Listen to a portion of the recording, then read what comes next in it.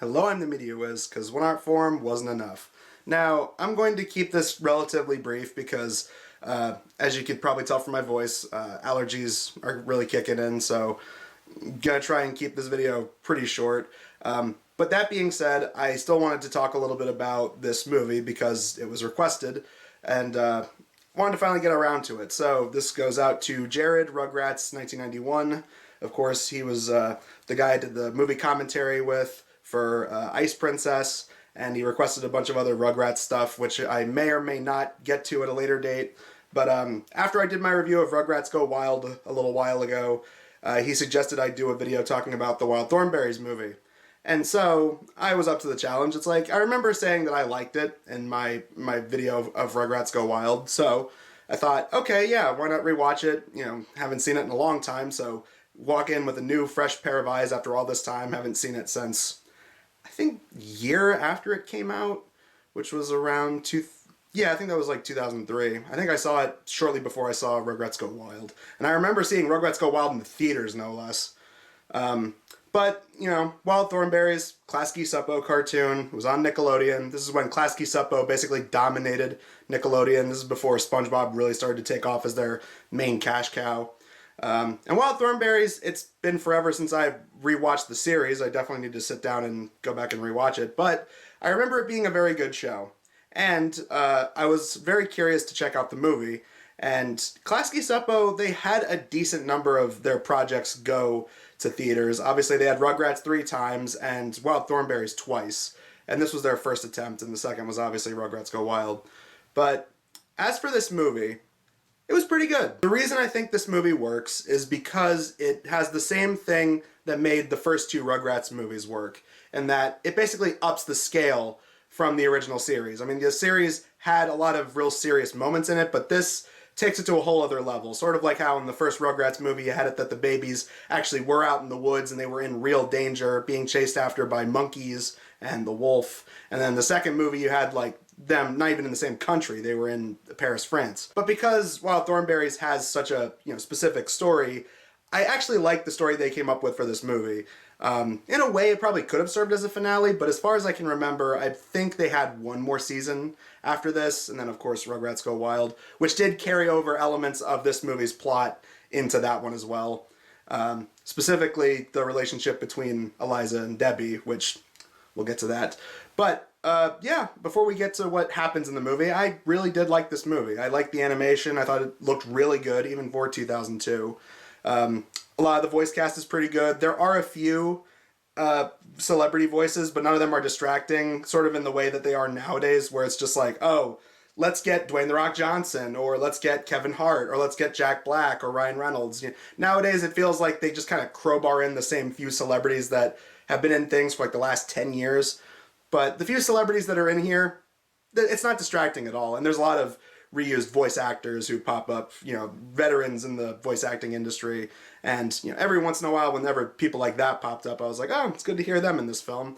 Like, the shaman who is the one that gives Eliza her powers is Kevin Michael Richardson, and he was a character in the original show, but they altered his design. And I actually liked the altered design more than he did in the original show. So the basic plot of this film is, the typical setup you'd expect from Wild Thornberrys. You have a family, the mother and father have a nature documentary show, and, you got Debbie, the stereotypical teen daughter who doesn't care about anything and just wants to listen to her music and read magazines. Then you got Eliza, main character, obviously. She has the ability to speak to animals, but no one knows about that. Adopted son Donnie, and of course, the talking monkey, who has a classy British accent, Darwin. So, what happens is, Eliza is hanging out with some cheetahs, and a cheetah cub ends up getting taken by these poachers, but she doesn't see the face of the poachers, and that comes into play, like, near the middle of the movie. And Eliza feels really bad about it. She's not guilted into it, which I think actually makes it a lot harsher, because any other movie probably would have had the mother like, how dare you, I trusted my child with you. But the mother cheetah is perfectly understanding that Eliza never meant for any of that to happen. And I think that actually makes it a lot tougher because she doesn't guilt Eliza. Because Eliza, just on principle, is heartbroken about what happened. And animal poaching, that's just the beginning of the really serious stuff that's in this film. And because Eliza was running around and interacting with wild animals, you have it that her grandmother, the mother of Nigel, her father, is very disgusted with her and is like, oh, your daughter could have gotten killed in that situation. Oh, we need to take her away from this element, and we got to put her in boarding school. And that seems to be one of the big things that everybody criticizes about this movie. You have a really nice and really tender, sweet scene where you have Nigel talking with Eliza. And I actually really liked a lot of these scenes. There's a few of them in the movie where you have it that, you have this father-daughter relationship on display, and I really do like those scenes. And it shows Tim Curry's range, holy hell, because Tim Curry is really good at playing wacky, eccentric, exaggerated types of characters, but even in these emotional scenes where, he's actually expressing how he wants what's best for his daughter, and they have like this sweet back and forth, and he gives her this medal that he was given as a kid, which is obviously going to play into the third act. I liked those scenes. I actually really thought they did a good job with those scenes. But for the time being, Eliza is then sent to boarding school, and you have sort of the fish out of water situation where obviously you got some prim, prissy girl who's like head of the school, and she doesn't like Eliza. They also make Darwin leave because the grandmother is just so insistent that Eliza stay away from animals because she could have gotten seriously hurt or even killed being around animals. So they make her get rid of Darwin. But it doesn't really matter because Darwin ends up stowing away, and there's even a scene where he dresses up as a girl at this boarding school, and everyone believes it. Of course they do. But Eliza decides that she really needs to get out of there, and she needs to help find that cheetah cub. So, from there, you have it that they hit the road. They're trying to get back to where they can potentially find these poachers. You have it that they start getting hints as to where they might be. They end up getting picked up by these two veterinarians who, shock of shock, turn out to actually be the poachers, but that's revealed a little bit later. And interestingly, these are some of the celebrities I wanted to point out. There's two of them. There's a man and a woman. The woman is played by Marissa Tomei, and the guy is played by Rupert Everett, which I know, how shocking, right? Rupert Everett plays a bad guy, but he actually does a really good job in this movie. I mean, when they first introduce them and they try to convince you that they're good guys, they actually are believable. But then when it turns out they're bad, they're really good at conveying that as well. Rupert Everett genuinely comes off really threatening. It's like, holy crap.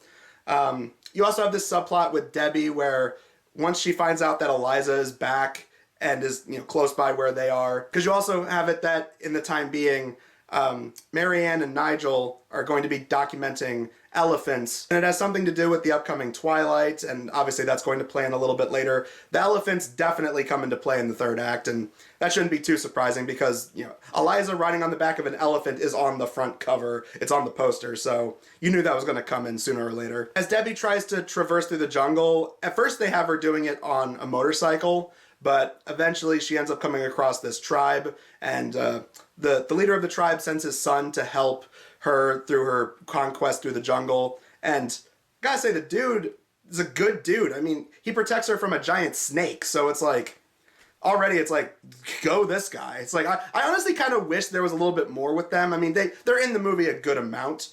Yeah, and he does end up helping once, Eliza and the poachers end up coming across them as well, and they kind of get into the fray of it.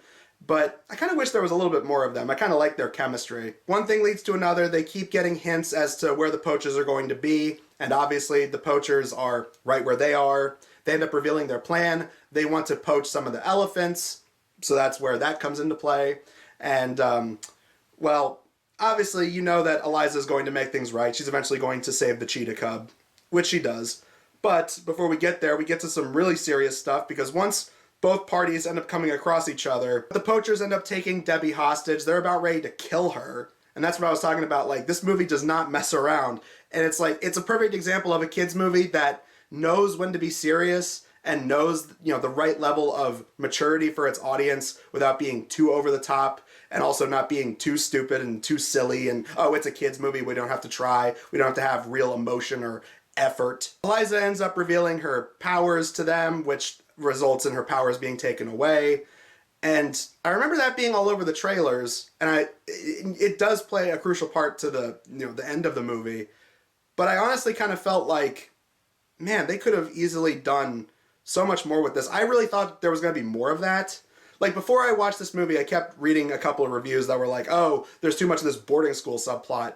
Honestly, that didn't bother me all that much. I mean, I guess I could see some people being like, oh, why is that in this movie? But, I don't know, that didn't really bother me. The fact that there wasn't enough of Eliza having her powers taken away, I mean, it is in the movie, but it honestly kind of lasts like 15 minutes at most. I mean, of course, the poachers, get out of there because there's this big, really well animated scene of, this like magic that like drains from her body and up into the sky as she loses her powers. And you get the obligatory scene in any movie set in the jungle where they're on a raft going downstream, and of course it ends up going over a waterfall. And, well, the elephants come into the plot at this point in the movie because, we have established that Nigel and Mary Ann are trying to do their documentary on the elephants, but you also have it that the poachers are trying to get to the elephants. And, well, if you ever wanted to see an animated movie where poachers are taken out by an elephant basically grabbing onto like this like little makeshift rope that they have that comes out of the helicopter, that's in this movie. That was pretty cool. But Eliza, even without her powers, is able to save the elephants because the poacher's plan was to set up a fence, an electric fence, that the elephants would end up walking into and hurting themselves. But, Eliza uses the metal that her father gave her earlier in the movie to basically drain all the electricity. She throws it on there and it acts as a conductor. And so it short circuits the fence, and then the elephants are perfectly fine. And the poachers are dealt with. The cheetah cub is returned back to its family. And because of Eliza's selfless sacrifice and her ability to help animals even without her ability to speak to them, the shaman then shows up and grants her the ability to have it. But instead of like erasing Debbie's memories, because now she knows, because she heard her say it when they had their hostage situation earlier, you have it that Debbie cannot tell anyone, because if she does tell somebody, she will then be transformed into a baboon. Which is funny, but it also baffled me because they actually kind of hint to it earlier in the movie. Because it's when Eliza is away from her family and it cuts back to the family without her or Darwin. And you have it that she's watching Donnie and Donnie's playing with some baboons and the baboons are being baboons and doing monkey-like things. And then she just goes, that is so wrong. So the fact that it actually kind of paid off and came into play later in the movie, I was like, oh my god, I wasn't even thinking of that. That was admittedly very clever. You have a really sweet speech between Eliza and Nigel once again, and the movie ends with, you get a double whammy because it's a kid's movie. This is the closest the movie comes to being like, oh, it's a kid's movie, so we gotta do stuff like this. And you have it that they end by dancing after getting wedgied by Donnie. Haha, we got a wedgie joke, and we got the kind of, sort of, not really dance party way to end this animated kids movie. Because apparently every animated kids movie has to end with dance montages. But other than that, honestly though, all that aside, I still really recommend this movie. I still really enjoyed it. And again, as someone who hasn't rewatched Wild Thornberrys in quite a long time, it's one of those shows I eventually need to go back and sit through, because I remember it being really good.